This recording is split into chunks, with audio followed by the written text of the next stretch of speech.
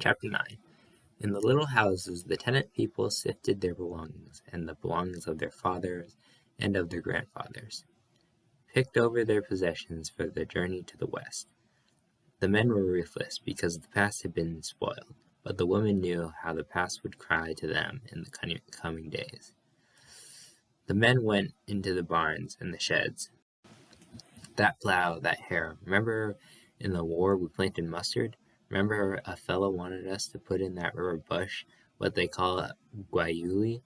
Get rich, he said. Bring out those tools. Get a few dollars in them for them. $18 for that plow plus the freight. Sears Roebuck. Harness, carts, cedars, little bundles of hose. Bring 'em out. Pile 'em up. Load 'em in the wagon. Take 'em to town. Sell 'em for what you can get. Sell the team and the wagon too. No more use for anything.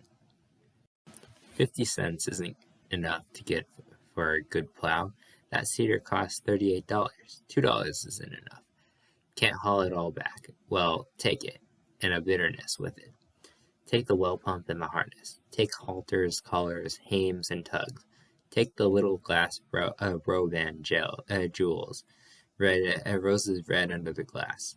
Got those for the bay gelding. Remember how he lifted his feet when he trotted? Junk piled up in a yard. Can't sell a hand plow anymore. 50 cents for the weight of the metal. Discs and tractors, that's the stuff now. Well, take it, all junk, and give me $5.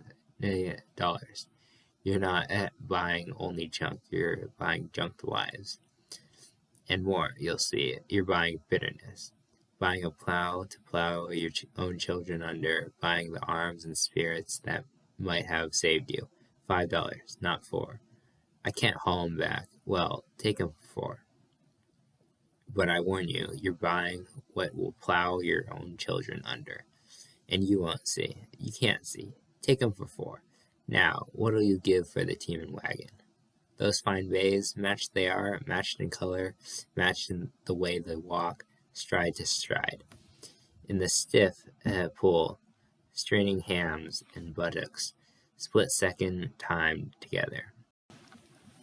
And in the morning, the light on them, baylight, they look over the fence sniffing for us, and the stiff air swivel to hear us, and the black forelocks. I've got a girl. She likes to braid the maids and the forelocks, puts little red bows on them. Likes to do it, not anymore. I could tell you a funny story about that girl in that off bay. Would make you laugh. Off horses, 8, nearest 10, but might have been twin colts the way they work together. See, the teeth sound all over. Deep lungs, feet fair and clean. How much? $10 for both and the wagon? Oh, Jesus Christ, I'd shoot 'em for dog feed first. Oh, take 'em quick, mister. You're buying a little girl, plaiting the forelocks, taking off her hair ribbon to make bows, standing back, head cocked, rubbing the soft noses with her cheek. You're buying years of work, toil in the sun. You're buying a sorrow that can't talk. But watch it, mister. There's a premium that goes with this pile of junk and the bay horses, so beautiful, a pack of bitterness to grow in your house and to flower someday.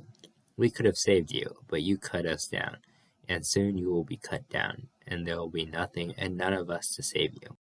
And the tenant men came walking back, hands in their pockets, hats pulled down. Some bought a pint and drank it fast to make the impact hard and stunning. But they didn't laugh, and they didn't dance. They didn't sing or pick the guitars. They walked back to the farms, hands in pockets and heads down, shoes kicking the red dust up. Maybe we can start again, in the new rich land, in California, where the fruit grows. We'll start over. But you can't start. Only a baby can start. You and me, why, we're all that's been. The anger of a moment, 1,000 pictures, that's us. This land, this red land, is us. And the flood years and the dust years and the drought years are us. We can't start again. The bitterness we sold to the junk man, he got it all right. But we have it still. And when the ownerman told us to go, that's us. And when the tractor hit the house, that's us until we're dead. To California or any place, everyone a drum major leading a parade of hurts, marching with our bitterness. And some day the armies of bitterness will all be going the same way, and they'll all walk together, and there will be a dead terror from it. The tenant men scuffed home to the farms through the red dust. Chairs and tables, little corner cupboards, tubs and tanks. Still, there were piles of possessions, and the woman sat among them, turning them over and looking off, beyond, and back. Pictures, square glasses, and here's a vase. Now you know well what we can take and what we can't take. We'll be camping out. A few pots to cook in and wash in, and mattresses and comforts, lantern and buckets, and a piece of canvas. Use that for the tent. The kerosene can, this kerosene can, know what that is? That's the stove.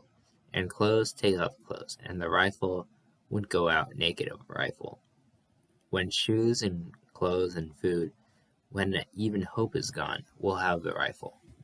When Grandpa came, did I tell you, he had pepper and salt and a rifle. Nothing else. That goes. And a bottle of water. That just about fills us. Right up the sides of the trailer.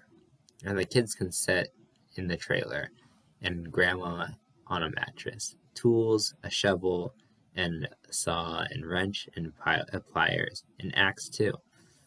We had that axe 40 years. Look how she's been worn down. And ropes, of course. The rest, leave it, or burn it up. And the children came. If Mary takes that doll, that dirty rag doll, I gotta take my Injun bow. I got it. And this round stick, big as me. I might need this stick. I've had this stick so long, a month, or maybe a year. I gotta take it. And what's it like in California? The woman sat among the doomed things, turning them over and looking past them and back. This book, my father had it. He liked it. Pilgrim's Progress. He used to read it, got his name in it, and his pipe still smells rank. And this picture, an angel. I looked at that before the first three come. Didn't seem to do much good. Think we could get this china dug in? And Sadie brought it from the St. Louis Fair. See? Wrote right on it. No, I guess not. Here's a letter my brother wrote the day before he died. Here's an old-time hat. These feathers, never got to use them. No, there isn't room. How can we live without our lives? How will we know it's us without our past? No, leave it, burn it. They sat and looked at it and burnt it into their memories. How'll it be not to know what's land outside the door?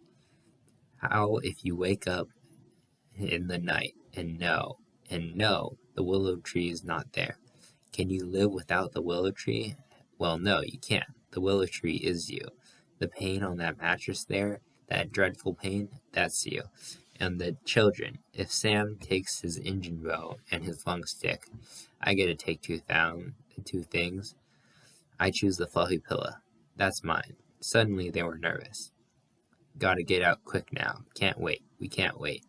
And they piled up the goods in the yards and set the fire to them. They stood and watched them burning, and then frantically loaded up the cars and drove into the dust. The dust hung in the air for a long time after the loaded cars had passed.